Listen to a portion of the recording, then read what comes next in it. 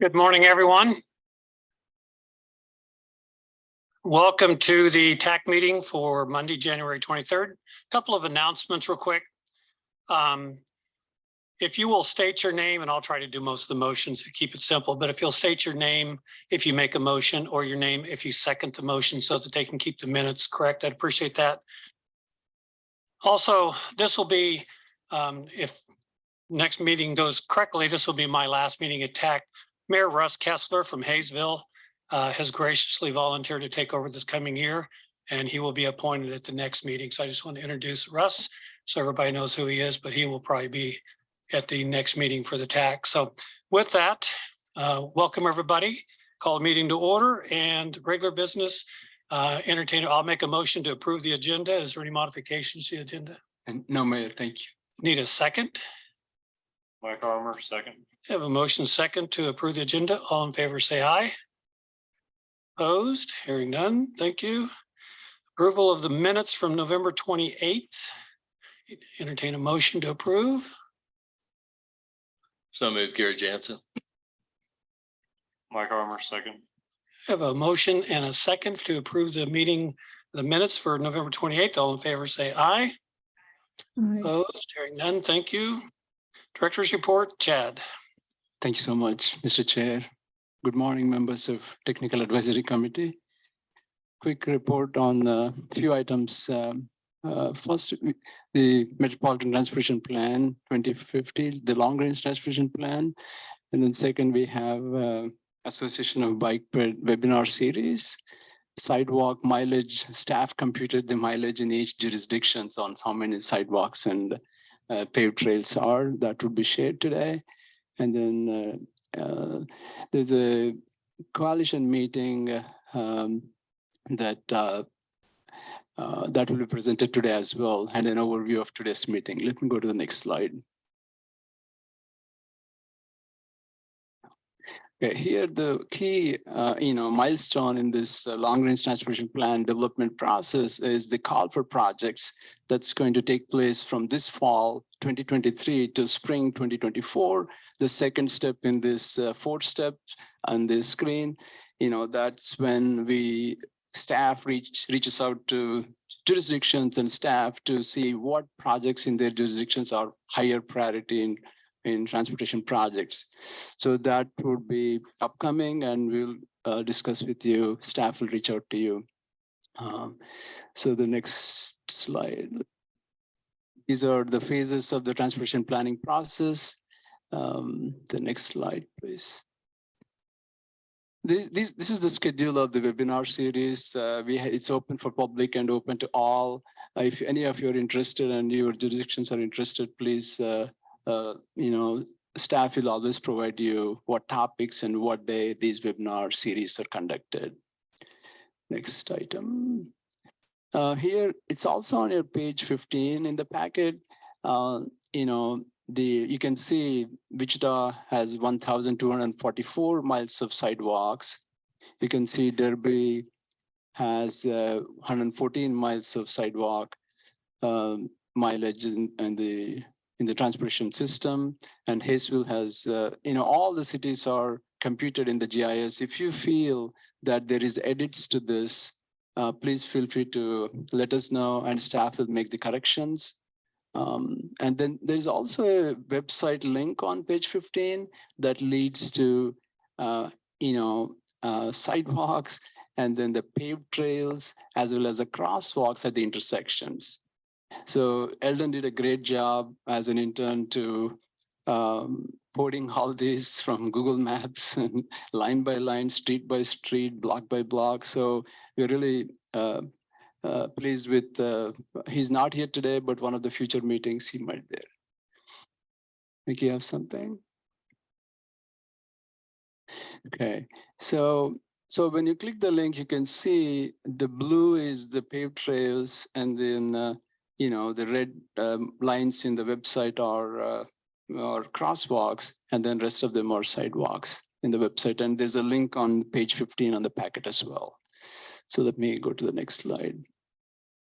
And let me request our transportation planning manager, Ashley Bryers, to briefly present about this meeting. Thank you, Ashley. Thank you. I am Ashley Briers, Transportation Planning Manager for WAMPO.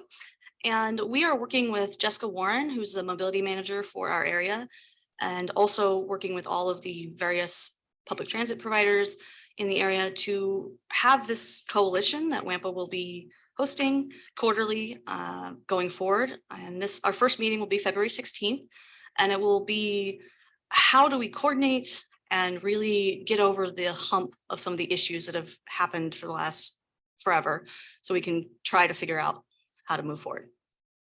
Thank you. Thank you, Ashley. I just want to give an update on what studies are going on. You have approved some of the studies in the past few months. One of them is a travel demand model, and second is safety, comprehensive safety action plan study. The travel demand model consulting firm is updating the inputs to the model, like demographics and socioeconomic data, jobs and employment, as well as population, those inputs and also the roadways that change from, diet roadways from 4-lane to 3-lane, changes in the roadways and network system, all the inputs are being prepared as we speak. They're working diligently and developing the model.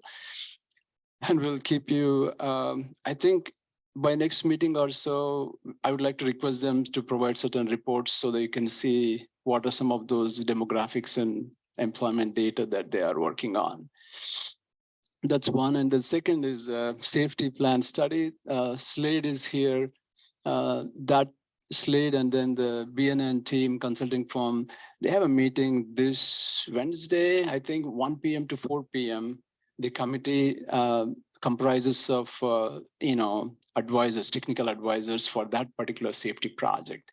So the goal is to have a grant application in fall this year, 2023, so that the study progresses and documents the crashes and then the causes for the crashes and the potential countermeasures and so on. So that's the first meeting the committee is going to meet. And Slade, you want to talk anything about that?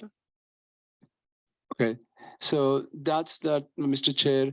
And then the overview of the meeting today is we have a couple of items of action, not one item of action. That's the TIP amendment. You have seen many times in the past how project selection committee has recommended certain projects. So that's now turning into the TIP amendment, having those changes in the costs for those projects are here.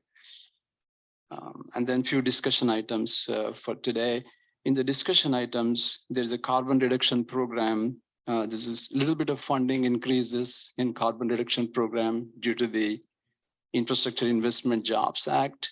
So that's a good news. And Ashley and Nick will share that as well with you. With that, Mr. Chair, thank you. Thank you, Chad. Appreciate that. Public comment, if there's anybody that would like to address the body, ask you to step up to the mic. Seeing none, is there anyone online? There is none. All right, first action item is the 2023-2026 TIP Amendment 2. Ashley? Thank you. So the TIP is the Transportation Improvement Program, and that is the short-range plan of projects that implements the long-range plan, or the MTP. And we created the full version of this TIP last August, and then we do basically quarterly amendments in order to reflect how things are actually going. So this is our second TIP amendment. So this was out for public comment January 7th, until yesterday. And we're talking about it today, and then hopefully we'll go to the February TBB meeting. This shows the cover page of the summary, which you can find on the website. There's a lot of detail there, so we'll go over it kind of at a high level here. There are 12 projects in the amendment, 1 new project, 3 projects that needed to be removed, and then 8 projects that needed to be modified. In addition, we needed to provide you notice with the fact that there were 54 projects with administrative adjustments, which were mainly contact information or slight changes. So this map shows the projects. The red lines show the projects in Amendment 2. And then the blue ones are the projects that were in Administrative Adjustment 1.2 and 1.1. And then there are a couple of projects that are not mappable, including the new project, which is a KDOT project of Intelligent Transportation Improvements in Wichita. And then the 3 projects that are being removed, which are all WAMPO projects, which I'll talk about in a bit. So this table shows the formal actions required. And the first project is the City of Garden Plain, and they received increased KDOT allocated TA federal funding. The Valley Center project had an increase in STBG and TA funding. The Pawnee and 127th Street intersection had an increase in all the cost estimate and moved all project phases back to later years. West Street, Harry to Pawnee had an increase in STBG, TA, and CMAQ. And also the AC conversion schedule was adjusted.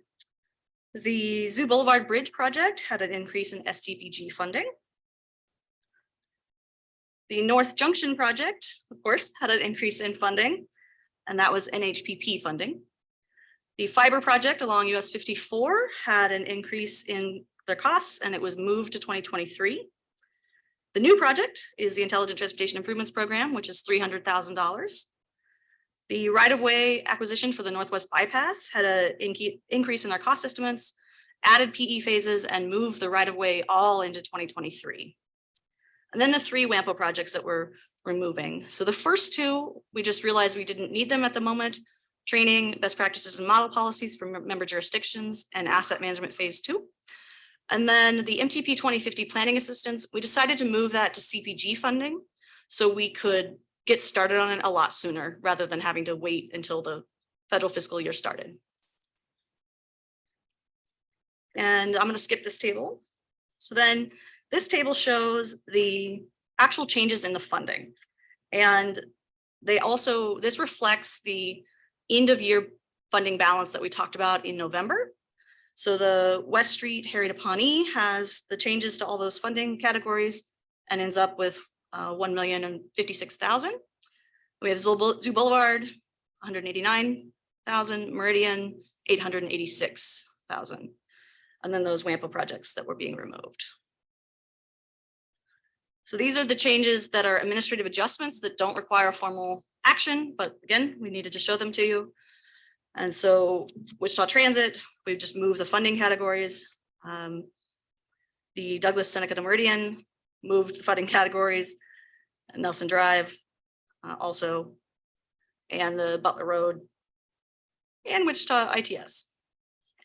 So, and Rock Road. So all of these, we're just moving funding categories. So this amendment number 2 meets all the federal requirements, and it is consistent with our new public participation plan, which requires a 15-day public comment period. And we received 1 comment, but it was actually from KDOT. So we wanted to let you know, though, it was requesting that a KDOT ID number be removed from a project because it hadn't yet been assigned to it.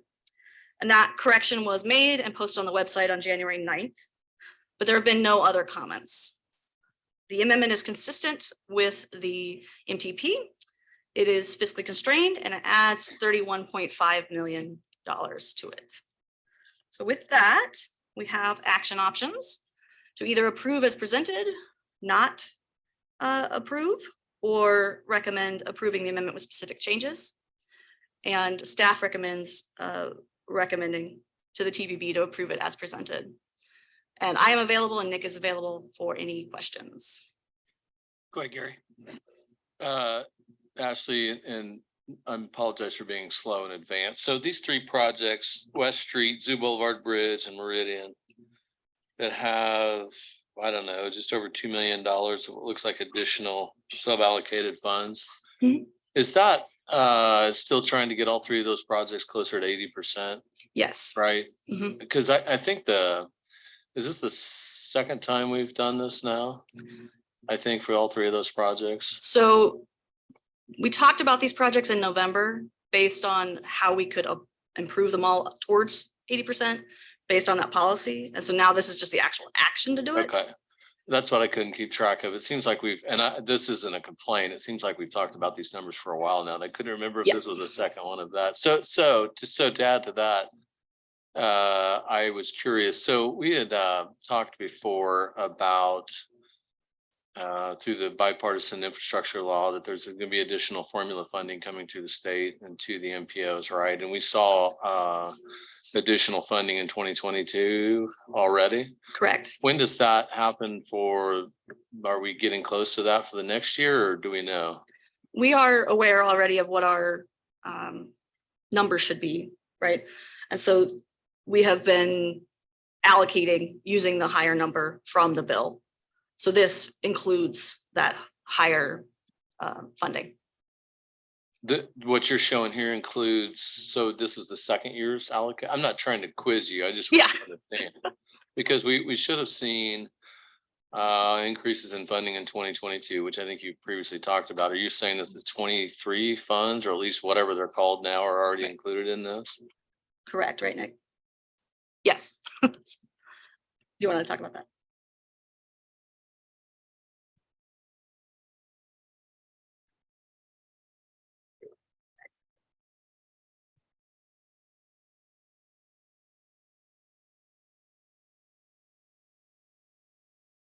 Okay, yes, the three projects that you see at the the three projects that you see at the top of the screen here include the allocation of the funds that had been projected to be left over at the end of 2023. The higher allocation. With the higher allocation under the BIL. Well, or did you mean to say at the end of 2022? Because we just now started 2023. No, end of 2023. We project to the end of 2023 to figure out how much is likely to be left over. So we had to, so there's the carryover from 2022, of course, which goes into the calculations. And there's also the what's projected for the end of 23. So we had to make sure that we got to everything up as upfront as we could to make sure that we have the smallest possible carryover at the end of the year as possible. We have had some large carryovers recently, and so out of respect for KDOT, we are making sure to get those as low as possible. And that makes sense. I would thank you. I was just curious. So Chad, you're going to laugh when I ask this and mention this, but the reason why we've talked so much about that spreadsheet, that there's a link to on the website. And I get what you need to do here. I just would mention that again as something that a lot of us are familiar with, that shows all 4 years of the TIP. And if it's possible during these discussions, I don't know if you could show that also, because what it shows is that carryover. It shows the additional funding that's come in. I by no means questioning WAMPO here, but it'd just be nice to be able to see how that incorporates in. It's hard to see that here. And I think what's nice for all of us is to see the impact on the other year's projects, right? So we can see where those are at and what's coming next. I think that would be helpful. We'll do that, Gary. Staff and update the spreadsheet. Okay, thank you. Any other comments? Seeing none. Everybody's had a chance to review this in detail. Is there any, if there's no other discussion, would entertain a motion to recommend this to the TBB for the amendment as presented? Dan Squires, I would move to recommend approval to the TPB. Gary Jansen, I'll second that. Have a motion and a second. All in favor, say aye. Aye. Opposed? Hearing none. Thank you. Thank you, Ashley. For discussion, the first one is the TIP reasonable progress policy. Yes, thank you. So this is another item that we discussed in November. And so we wanted to have more of a discussion before we actually make any changes. So the current reasonable progress policy is on page 25 of the TIP document in Appendix I, so page 25 of Appendix I. And there are two primary provisions. The first one is having bi-monthly progress reports for projects that are in the current federal fiscal year or received past federal fiscal year funding but hadn't yet finished. And the second one is if the project doesn't obligate by March 31st of the programmed year, the TPB has the option to pull the WAMPO suballocated funding. The sponsor would have the option to present their case to the TPB. So what we're thinking is we would like to make some changes based on input from you all at the November TAC and from KDOT. And again, this is just a presentation because we would not make these changes at this moment. But our recommendations are to resume those bi-monthly update meetings so we can all know about the projects in the current federal fiscal year. And then remove the requirement about projects needing to obligate by March 31st. That seems early in the year. And so we were thinking instead we could have it be May 31, but it would not be a must be obligate by May 31. Instead, it would be a check-in to confirm that projects are still on the right path and to obligate by September 30th. So then Nick will talk about the next steps for this policy.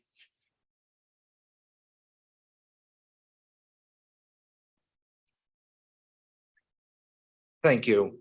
Now, Ashley just presented an overview of the changes we are proposing, and we have in the staff report for this, the proposed text that those changes would translate to. At this time, we are not asking for an official vote on it, just a discussion to get feedback on them. And then at the February 14th TPB meeting, we will do the same again, asking if they have any feedback.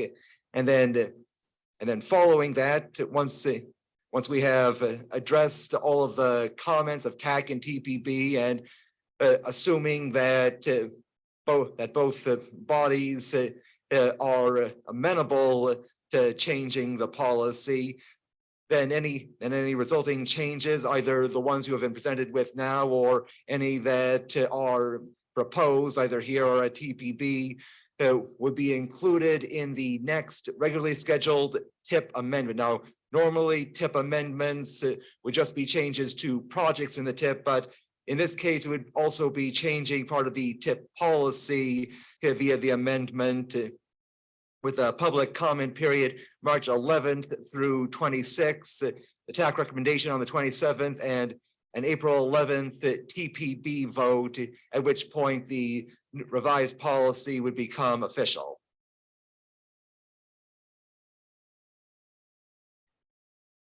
Question, Nick, Ashley.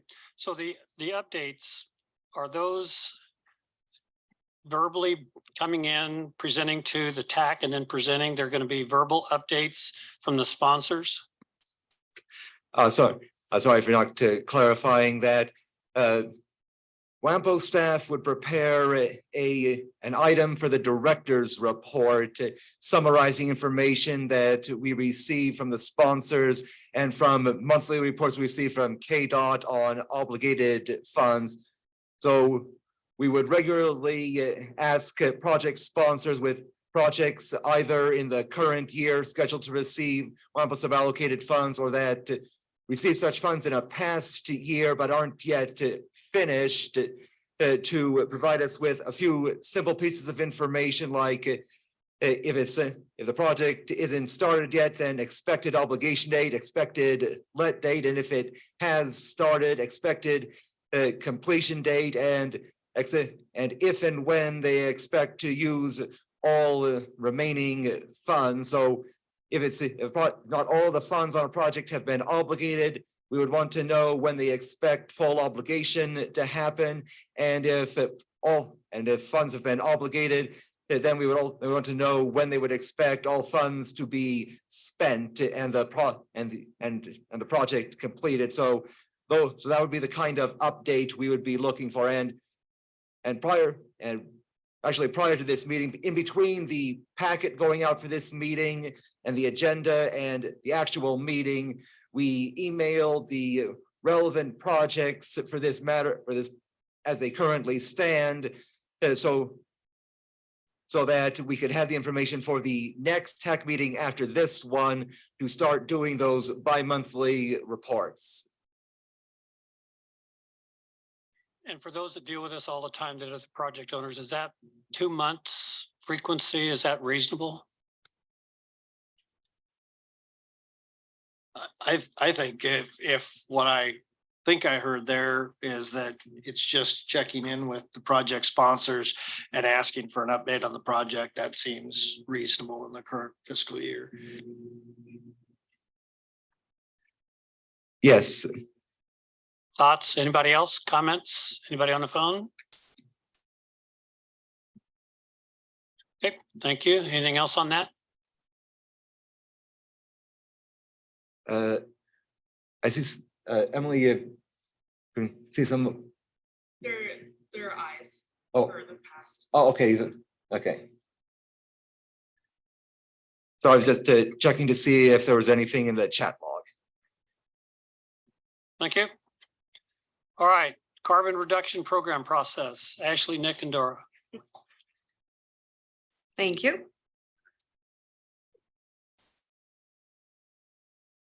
So as part of the bipartisan infrastructure law or bill that was enacted in November of 2021, a new funding program was established called the Carbon Reduction Program, or CRP, that NPOs can use to program funding to transportation-related projects that will reduce carbon dioxide emissions. This is the fourth WAMPO suballocated funding program after STBG, CMAQ, and TA.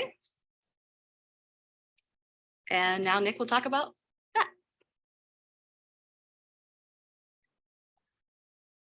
Thank you, Ashley. Now, it is estimated that for each of the 5 years of the BIL, WAMPO would have approximately $1.2 million of CRP funds to the program. And now we do not know about years beyond 2026, but at least for those 5 years, we would have it. And now, and because of there were delays in receiving guidance from the FHWA on these funds, we were not able to get right into allocating them for 2022. And so we have coordinated with KDOT and will be able to do a call for projects for the 2022, 2023, and 2024 CRP funds all at once to get, and those for projects that would obligate no later than the end of federal fiscal year 2025. And we have been informed that the 2022 funds would cannot obligate any later than that. And so that is, and the aim would be to have the 23 and 24 funds also not obligate any later than that than the end of 25 either. And then we would have, and as you can see here, there is a link to guidance from the FHWA on how the funds may be used and distributed. And let's see here. Now, and KDOT has, as Dora will present when we get into the matter of the timeline for all this, has requested that for this first call for projects, all the projects that get awarded funding have that reflected in the KDOT State Transportation Improvement Program no later than November 2023. And so that is the date we are working towards, and pretty much the determinant of all the rest of the schedule that is about to be presented. Now, if you go into that guidance at some point, you will find that there are different criteria for the carbon reduction program than for other funding programs. And therefore WAMPO staff are preparing a modified version of the selection criteria for this call for projects. We will still incorporate as many of the questions and criteria that we have used before as we can, but with a few modifications for this program. For example, removing project types that don't qualify, such as adding extra lanes to the highway. That would be very much against the carbon reduction program goal of reducing carbon dioxide emissions. And yes, it is specifically carbon dioxide emissions, not any other greenhouse gas, only that one gas. And so anyway, and in the schedule that Dora will present, getting these new selection criteria approved is part of the process that we have to complete by that November 23 deadline. And here's Dora. Thank you, Ashley. Thank you, Nick. Like Nick said, I will be going over the timeline. So by next TAC meeting, which is February 27th, WAMPO staff will present draft CRP scoring criteria. After that, it will be presented to the TPB for discussion. And then March 27th, TAC recommendations on CRP scoring criteria will be presented. And then following that, on April 11th, the TPB's vote on the CRP scoring criteria. In April, open call for projects. May close call for projects and score submitted projects. In June, project selection committee meetings will be held. In July, TAC recommendations on suballocations of CRP funds. Then in August, the TPB vote on suballocations of CRP funds. Then in September, there's a 15-day public comment period for the fiscal years of 2023 through fiscal years of 2026 on the TIP Amendment number 5, which will apply approved CRP suballocations to projects. And then on September 25th, TAC recommendations on the fiscal years 2023 through 2026, TIP Amendment number 5. On October 10th, TPB vote on the fiscal years of 2023 through 2026, TIP Amendment number 5. And then November, the TIP Amendment number 5 incorporated into the KDOT STIP, after which projects selected for CRP funding may begin obligating funds. Also during this month, KDOT is expected to complete the state carbon reduction strategy. And then the project selection process for fiscal years 2025 through 2026, CRP funds will be included in the development of the 2050 MTP and the fiscal years of 2025 through fiscal years 2028 TIP. Any questions? Mr. Chair and members, may I add something to what's already reported? So thank you, Ashley, Nick, and Dora. As you know, this is a new program, 1.2 million each year. Just want to give a high level of this program. It took some time to coordinate with partners like Federal Highway Administration and KDOT. And once we are all on one page, staff immediately wanted to report to you and TPB. As you know, staff will work closely with Project Selection Committee, reporting that this availability and the types of projects that are eligible for this. Primarily, how can projects reduce carbon reductions? Those types of projects like. So that's a high level. Just want to summarize the high level, and we'll be working closely with Project Selection Committee. And you have seen the timeline. So any questions we are happy to answer. And then we are also developing strategies to reduce carbon reduction program. If you have ideas on, as a region, how can we do those goals of reducing carbon reduction emissions is also part of this program. Thank you. I have a quick question. you have a feel just yet, and I know that you're still working on this, and I was just curious, kind of looking ahead, whether any of this funding could be combined, or is it gonna have to be obligated per year? I mean, is there an opportunity for, I don't know what it might be, but if there happens to be a little bit bigger project that could use more than 1.2 million, could several years be combined maybe to make that work? Would there be any obligation issues with that? So go ahead, Nick. Yes. A project may use more than 1 year of the CRP funding may be used on a single project. So in theory, all 3.6 million for this first call for projects could be used on a single project, for example. That's good. Thank you.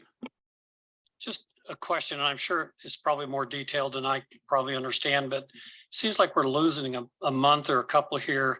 I'm not sure what the scoring criteria is going to really detail out. But by the time we get through that and get it in front of the TAC and get it in front of the TBB, and then we send out a call for projects in April, and then we want the close of the call in May.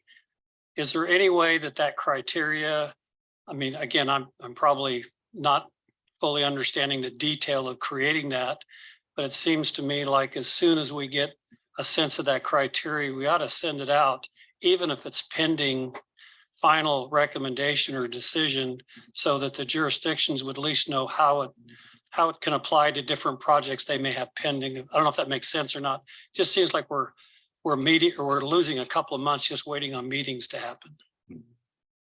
We'll do that, Chair. We'll coordinate with KDOT and then we'll make the schedule more sooner than this schedule. We'll work on that.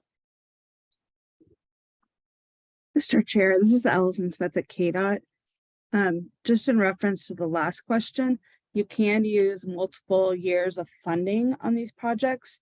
However, they will have to be using advanced construction if you're going to program future years worth of funding on the project. So that's something to be aware of. Thank you very much for that. Appreciate it. Any other discussion or comments on the carbon reduction program? Just Mike Armour, just a quick question. It sounded like the state would be developing a carbon reduction strategy. Is there any timeline on their completion of that in coordination with this funding opportunity? Yes, Allison Smith. I'm also the carbon reduction program manager for KDOT. Our strategy development is starting right now, and we're getting our consultant under contract. We have to have it submitted to Federal Highway by November 15th of this year. We will do it a little bit in advance of that. But that strategy and plan development is getting underway very shortly. And there will be public and stakeholder comment sessions and different participation opportunities as well. Does the selection criteria that we'll be trying to work out with WAMPO need to coincide then simultaneously with what the state's working out in that strategy? No, it doesn't. The guidance does give a list of eligible project types. So we're just asking both WAMPO and Mark to utilize that guidance. It is slightly different guidance than, say, just general STP or TA, what you've been using. So that's why WAMPO is working on revising kind of a more special project selection criteria and scoring criteria. So, but no, for future years, it would be good to possibly incorporate some of the strategies that KDOT develops, but not required. Thank you. Mm-hmm. Any other thoughts, comments? Thank you, Allison. Appreciate it. All right. Next item is the cash maps and 5-year rolling average table. Alicia. Thank you, Mr. Chairman. My name is Alicia Hunter, Senior Transportation Planner for WAMPO. Okay, so each year WAMPO staff. Can you pull your mic down just a little? Is that better? Okay. So each year, WAMPO staff review crash data to identify fatal and severe injury crashes within the WAMPO region. The crash data is provided by KDOT, and it's from 2017 to 2021.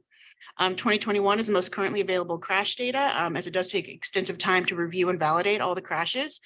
So we can expect 2022 crash data to be completed and reviewed probably summer or fall of 2023. And so with the 2017 through 2021 crash data, staff have created maps and identified the number of fatal and severe crashes by jurisdictions for motorized and non-motorized crashes. And in addition, we calculated the 5-year rolling average. And this helps identify trends over time. And so this table here shows you the breakdown of crashes by year, severity, and mode involved. Non-motorized crashes are crashes that involved either a pedestrian or a bike rider. And as expected, you would see a higher number of fatal and severe crashes within the WAMPO region as compared to unincorporated areas due to factors such as higher traffic volumes and more conflict points. So we'll take a quick look at the maps that are showing the fatal and severe reported crashes. These two maps are depicting the motorized and non-motorized fatal crashes. Get that out of the way. And then all non-motorized crashes that were reported in 2021 within the WAMPO region occurred within the city of Wichita, except for one reported in the unincorporated Sedgwick County.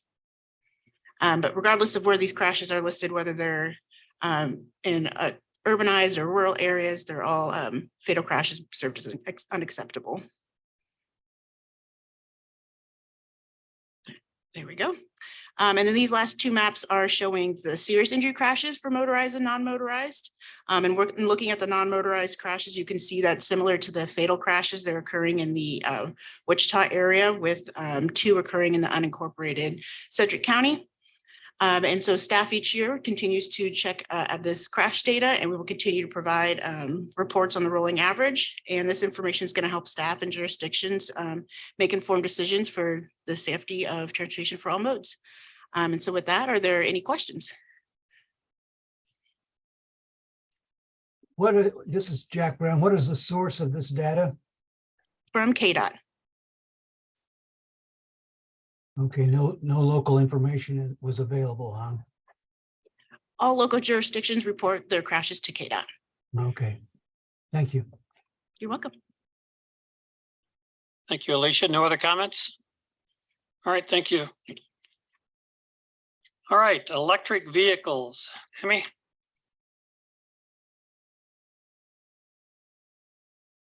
Slides here. So there we go. There you go. Click there. All right. All right, I'm Tammy Alexander with KDOT. I'm the Transportation Electrification Manager there.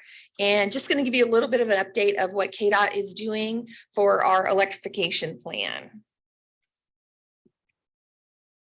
So just to get the terminology straight so that we're all on the same page, a station location, that's going to be one location. It's not going to be individual chargers. One location, so one address, similar to a gas station. One charger might have multiple ports on it. You could have, usually they can have up to 2 ports, sometimes more, but they can have multiple connectors. So you might have one port that would have 2 or 3 different connectors for different types of vehicles, basically the different plug that's on a vehicle, but it's still going to just be one port. So when we're talking about ports, that's the number of vehicles that can charge at once. A station location, that's one particular address. You might have multiple chargers with multiple ports at a station, but that's just so that we keep the terminology. We're all on the same page with that. And a quick overview of charging infrastructure, if you're not familiar with it. Level 1 charging, that's just basically a simple plug outlet. Same thing you would plug in a blow dryer or an electrical appliance, something like that. You can charge a car like that. A lot of people do home charging that way. Level 2 charging, that's going to be more similar to like an electric clothes dryer, an electric stove. There's a lot of home charging done that way. Also, public community charging, you know, libraries, workplaces, etc., and business fleets. DC fast charging, that's primarily what we're going to be dealing with the NEVI program. That has to be that's that corridor charging that gives you that gas station experience. You've got to have, don't know if I can close this piece here. You've got to have usually 3-phase power with that in order to have the DC fast charging. And these are super, there we go, thank you. Super high level charging that's needed for that gas station experience so that you can get those vehicles fueled up quickly and back on the road. Just, that's not as many ports as the level 2 charging, but it is important for that long distance travel. And I need to get it back down here to change the slide. There we go. Thank you. So KDOT has been allocated about 39.5 million over 5 years from the bipartisan infrastructure law for EV infrastructure. And that is through that NEVI plan. That's National Electric Vehicle Infrastructure Plan. So that funding is initially limited to EV charging corridors. So we cannot spend it anywhere else. We have to put the DC fast charging along those EV charging corridors before we can use that money anywhere else.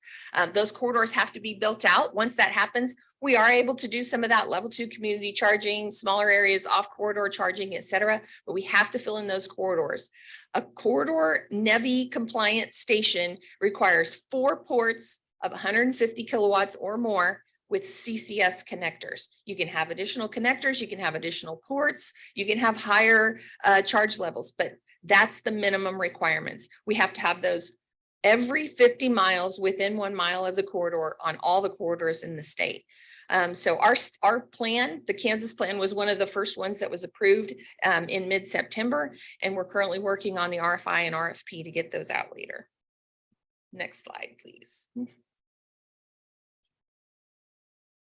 I don't know why the thing's not coming here, but I will say this NEVI plan, this is not like the full state plan. The NEVI plan that we had to submit last fall was just a corridor plan. We are using that to kind of guide our future plans for other charging around the state. We definitely know Kansas is a large state. We need more than just these corridor chargers. We need community charging, et cetera. We are required to do annual updates to the plan. And so that'll give us a chance to see what's been built, see how things are developing, and make adjustments to the plan as needed as the priorities change. Thank you. I don't know why that's not showing up on this lower one. We will, with the approval of the plan last fall, that gives us access to the first 2 years of funding. That's about 14.2 million. We hope next month to have our request for interest out with the request for proposals to follow in the spring. The 2023 update, they haven't given us a date of when that'll be due. We're guessing sometime in the fall. That'll give us access to the next year's of funding, and then we'll have to do that each year in order to access the following year's funding for 23 through 25. And that's about 8.4 million per year, which is a significant amount. That's going to be really helpful for us building out that corridor plan. And with most of the federal programs, we do have that Justice 40 initiative, which requires 40% of the funding be spent in disadvantaged communities. That includes your typical disadvantaged communities with regard to socioeconomic issues, racial disparities, but it also includes an access issue. So a lot of our rural communities qualify because they don't have access to that EV charging. So it's a little bit different than some of the typical Justice 40 initiatives. Thank you. This is a quick look at the map as it exists now. Those brown dashed lines, those are the EV charging corridors that have been designated by federal highways throughout the state of Kansas. The purple dots, those are the only NEVI compliant stations that we have in the state. We have 5 right now. So we have a lot of work to do to get those kinds of stations every 50 miles along all of these corridors. Next slide. This is our plan. And I will say right now, this is a draft. So we're still working this out. But this is what charging looks like now in the state of Kansas. You can see there's some additional dots on here. These are various other DC fast chargers. They maybe don't meet the NEVI requirements. There's a few under construction, those ones that are blue and black. Those are ones that are under construction. Most of those were awarded with the Volkswagen funding. Some of those will be open as soon as next month. Most of them will be open by mid-year. In addition, I've shown on this map, we have the Tesla stations. If some of you have heard, Tesla is considering opening up their charging stations to all vehicles. when that happens, that could likely help us with the NEVI program, but until that happens, we can't count those for compliance for these NEVI corridors. Next slide, please. This is a quick map, a quick look at the priority areas for charging. And as I said, we only have 5 NEVI compliant stations right now within the state. So we have a lot of area that we need to fill in. These red sections along the corridor, they're highlighted there. That shows where we're targeting. In the Wichita area, it's US 400. We're going from the 235 junction west and the 96 junction east. On 35, it's going to be from about the turnpike exit on 35 south, and then from it's mile marker 73 on north on 35, and then all of 135 clear up to the mile marker 70. So there's several areas within the Wichita Metro that will be targeted as priority areas. Next slide, please. In addition to the NEVI funding, there is other funding that's available to fund EV charging. So if you're looking for community charging, if you don't want to build a station that large size, that 600 kilowatt station, there's lots of other options out there. There's the discretionary or the competitive grant funding that's going to be coming available. We expected it last fall. They didn't announce it yet. I don't know when this is going to become available, but they've told us there will be funding available that we can apply for as a state for funding off corridor for community charging, different types of things. The carbon reduction program, KDOT will have some funding from the carbon reduction program in addition to the funding that WAMPO has been allocated. So that EV charging is an eligible spend under the carbon reduction program. Clean school bus funding, if you have school districts interested, they can get charging and they can also buy school buses with that. There's other funding too within the bill. If you go to the next slide. Those are all the US DOT programs that fund EV charging. So there's loads of them out there. And these are just US DOT programs. There's programs available in economic development, rural development, all kinds of different agencies at the federal government. So if you're looking for EV charging, you're not going to be just limited to the NEVI program. There's lots of other options out there that you can look where there's EV charging eligibilities. Next slide, please. So, and I will say when you're looking at planning, I know that WAMPO is going to be moving into an electrification plan. One size fits all, that's not necessarily the case with EV charging, that you need to really look at the community. You really need to look at the usage and figure out what's best for that area. You can do a lot of processes at once. You have to talk with your utilities, you have to talk with your construction, research your equipment. All of that can be done at the same time. You don't have to just do it in a linear fashion so that you can really get these projects moving. Lots of coordination is needed. This is not just one entity coming in to do it because of all that coordination that's needed with the utilities, with the network providers for the charging, et cetera. Definitely have to be working with those different entities frequently. Talk with your site hosts. They're going to be key for that. There's going to be different needs in different areas, and definitely do that planning, but know that this is early. We're still fairly early in EV adoption here in the state of Kansas. So you need to be flexible and, be able to move as things change and adapt. And even as the equipment changes and adapts. Next slide, please. And those are a few things that I talked about. You got to work with the utilities. You've got to do your research on the equipment. Consider the location options. You want to have something that's close to power so you don't have to run it as far, because that can be very expensive and really drive up the cost of a project.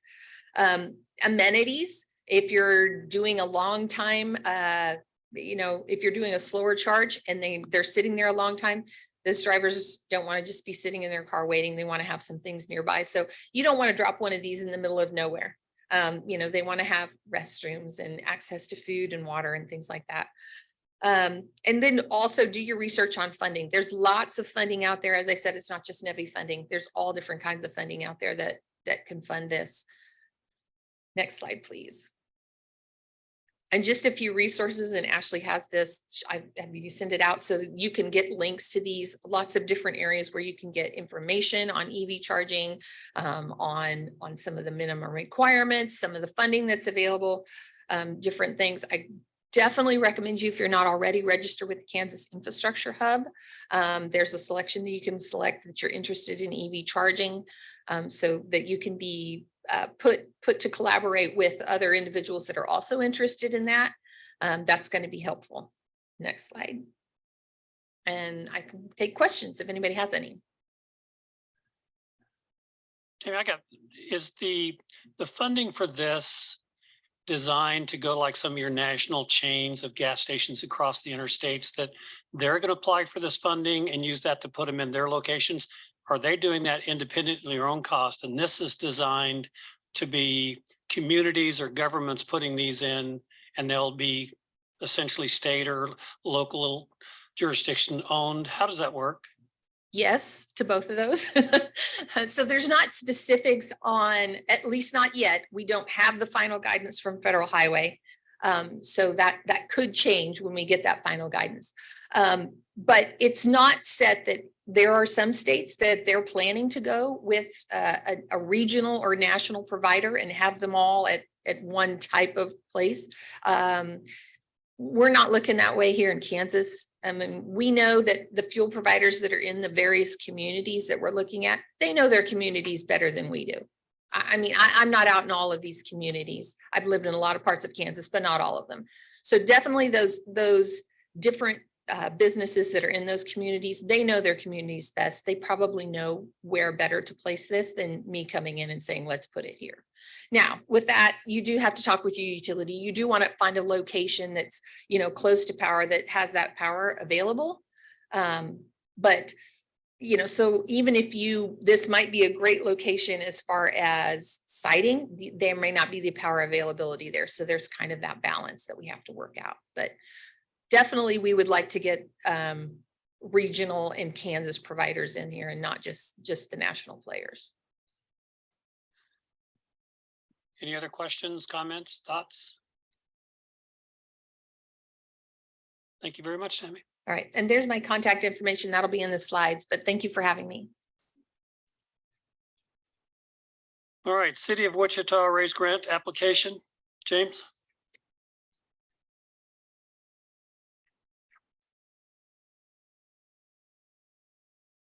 Hello, James Wagner with the City of Wichita. I'm here to show the City of Wichita is planning on submitting a Rebuilding America Infrastructure with Sustainability and Equity, or RAISE grant, through the BILL program. And I'm here to tell you introduce how we got to this point, and then give it over to Garver, who is our consultant for this. So the City of Wichita decided that the area around Kellogg and Eisenhower Airport was looking a little bit in need of a facelift for the community. And so we decided to put a project together with the city to do some aesthetic improvements.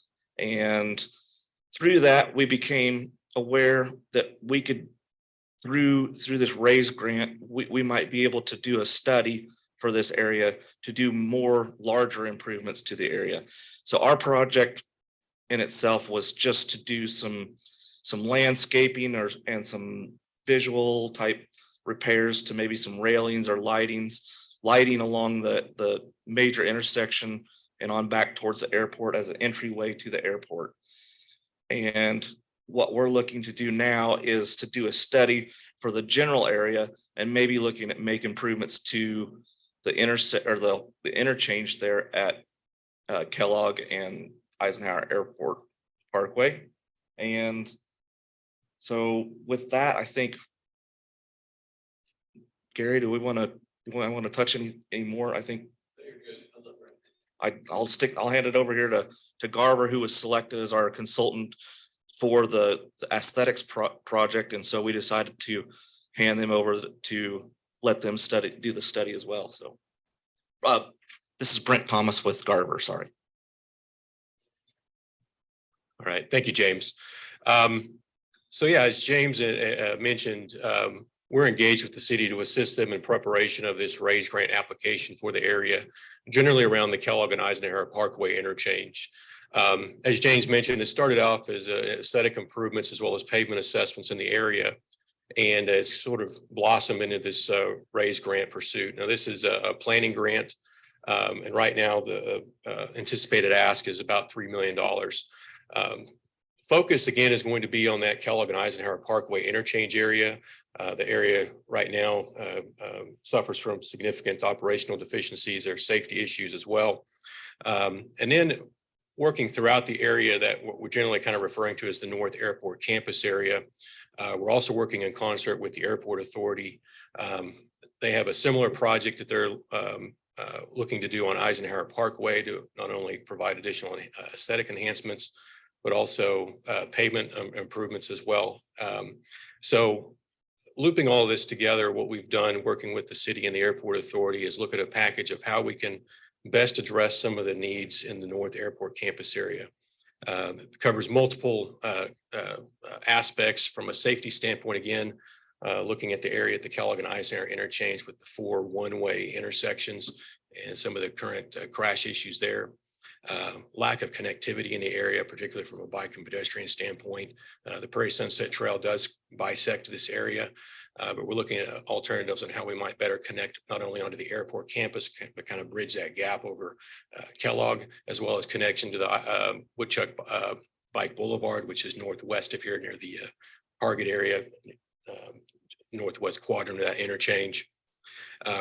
Working with transit as well to discuss potential transit enhancements in the area to better connect not only the airport, but the airport campus as well, provide alternative means of transportation for airport visitors, airport users and employers on the campus. Addressing some of that critical infrastructure deficiency, particularly working with the airport. Some of the infrastructure at the north side of the campus dates back to the original creation of the airport campus in the 50s. They have significant standing water flooding issues. And some of the areas, particularly that Ridge Road corridor where the Hampton is today and a future hotel site, asphalt mat, it's in poor condition, looking to enhance connectivity there as well. Northeast side of the airfield in the airport master plan is contemplated realignment of Hoover to better align with Dugan, particularly in the mornings and late afternoons. Currently issues with traffic for folks going to and from not only Techstrom, but also on the west side of the campus to the Bombardier campus as well. Another aspect will be the sustainability element. Again, that's a big portion of the RAISE program. So looking at green infrastructure options, alternative transportation modes, and green infrastructure as well. And then there's an economic development component as well, particularly working with the Airport Authority with one of the street realignments, potentially being able to create some additional space for hangars on the airfield, on the general aviation side on the east, as well as potential development sites to the northeast should that Hoover and Dugan realignment occur. So kind of gone over a menu, a laundry list of items here, but I'll stand for questions.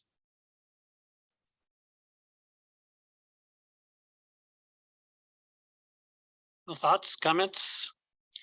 Sounds pretty interesting as it moves forward. It's a very important part of the city. Do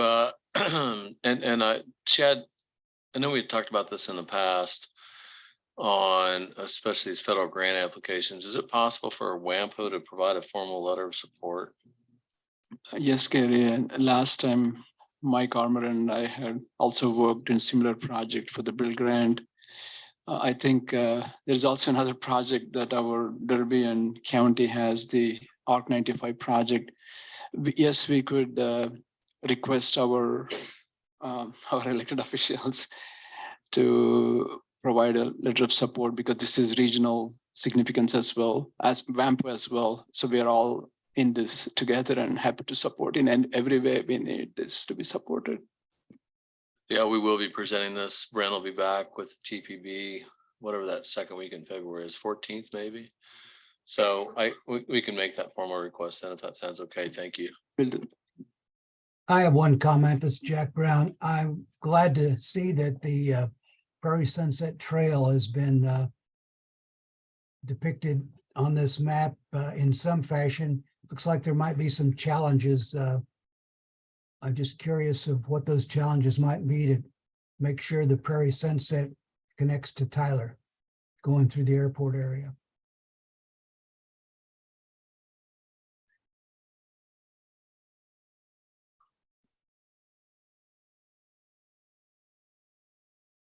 Well, appreciate the comment. We have had quite a bit of discussion with not only the city, but also the airport authority, as they're very interested in improving this connection. A couple of the items that we have discussed is looking at not only paving the trail through this area, but again, providing additional connections onto the airport campus, potential connection and sort of an urban park right off the trail on the southwest corner of the Eisenhower Parkway and Kellogg interchange, where the airport currently owns land.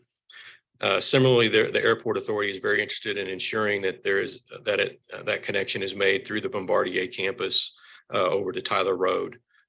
We had discussion with them last week at our regular meeting, so that I just wanted to relay that that's an important aspect that we've discussed with the airport authority as well. So your concern is echoed. Thank you.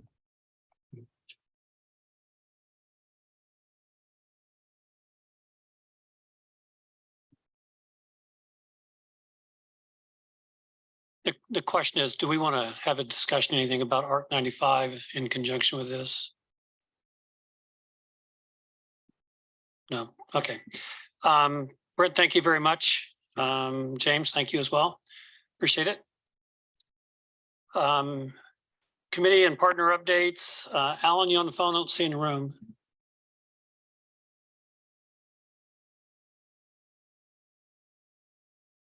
Okay, Jack, for safety and health. Yes, I believe we'll have a little bit of discussion on the comprehensive safety plan at our next meeting, but our agenda has not been set yet. We'll be finishing that up quite soon, but February 1st, Wednesday at 9:30. Thank you, Jack. Wichita Transit, Nate.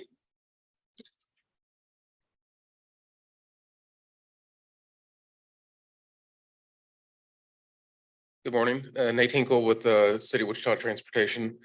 Just a few items of interest for transit in the metro area. Just as of last week, we added a short route extension to Route 12, which serves Northwest Wichita up around New Market Square. It had previously had a terminus of New Market Square right by Target there, and now we've extended that about 2.5 miles north to 37th Street and Mays. And it connects with the WSU West Campus and serves many retail and dining, shopping outlets there for both people that like to go there and use those areas or access jobs, things like that. So that's something that we've done by just utilizing some efficiencies within the route. We didn't have to add any additional service. We're just able to utilize some basically waiting time that we had available and provide the additional service. And that was a direct request from Wichita State and our partnership with them. We've been for some time working on smart cards as an alternative ticketing means. That should be rolling out in February, as long as that goes to plan. We've had a smartphone ticketing for a year or so now, but this will be a card-based system for people that might not want to put another app on their phone or don't have smartphones that they'd like to use. It's an alternative to cash fares or the traditional magnetic swipe passes. This is a hard, durable card that can be reloaded and reused over time. Also, we're getting ready to, conduct implementation of our safety management systems plan as required by the FTA and also the FAA for both the transit and aviation systems. So we'll be looking to find ways to increase safety, identify potential hazards, risks, things like that, and make transportation safer in Wichita. Our team is working on an RFP for a system redesign study, as I'm sure some of you are aware, and that'll be going out here later this year. As far as ridership, I can report on ridership just every few months, but since we just wrapped up 2022, looking at the year as a whole, ridership was very good, certainly up from the past couple years. We had just over 1 million rides with the 1,011,367 for the year on our fixed route system. And then we had additional rides through our paratransit services as well. As far as specific ridership groups, we have a program with partnership between the United Way and the Dole VA for free rides for veterans. And that program is doing very well. It grows at about 3.5% a month, and often seeing over 4,000 rides a month, and we saw over 5,000 rides a month once last year, and just under 50,000 rides for the year with that. Wichita Public Schools and Wichita State University are very big partners of us. They contributed to about 30% of our ridership last year. So especially during the fall semester, we're seeing thousands of rides every month. Students accounted for 127,000 rides with Wichita Public Schools and 186,000 rides from the Shockers last year. So those have been tremendous programs that have really helped our ridership regain. And with that, happy to answer any questions.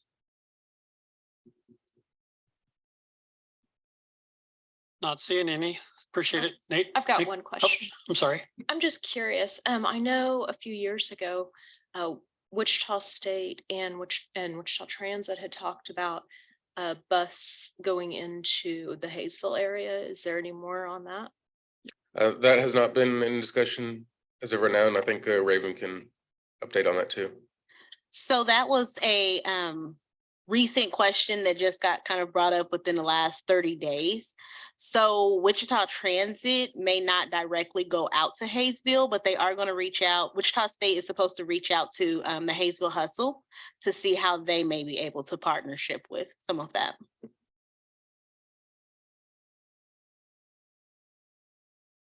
Anything else? Sorry to cut you off there. Didn't see you raise your hand. Sorry. All right, Nate, thank you very much. Thank you. Is there any other business for the good of the order? Anybody like to bring up? I have one more question, sorry. But Bert, I wanted to make sure your last meeting lasted as long as possible. So this goes way back, and sorry I didn't catch up to this, Chad. Something caught my eye at the very start of this meeting, and I wanted to ask a quick question. I noticed the schedule for the 2050 MTP talked about call for projects also for the 2025 TIP at the same time. Is that the normal time frame? I mean, it's always good to be ahead. I was surprised to see that, probably just because I don't remember the timing of that. That is true. We have some time for the TIP update because, TIP is to be completed by fall 2024, the next 2-year update. So we are starting a little ahead of the time, so that generally we start at spring to update the TIP. But this time, since the MTP update goes from fall to the spring, there's an overlap between spring and summer for the TIP. So there's a slight overlap, but still in the ballpark. And that's fine. I agree. There's nothing wrong with being further ahead. I kind of brought it up just so that we all knew and didn't miss that's part of that same process. So thank you. All right. If there is Mr. Chair, we want to thank you. Mayor had been great as our leader, and we learned a lot as staff from Mayor's leadership. Thank you so much. If whoever continues next, we want to acknowledge and thank you so much. check that. Rush, you'll do wonderful here. If there's nothing else for the good of the order, I make a motion, we adjourn. Mike Armour, second. I have a motion second to adjourn. All in favor say aye. Opposed? Thank you.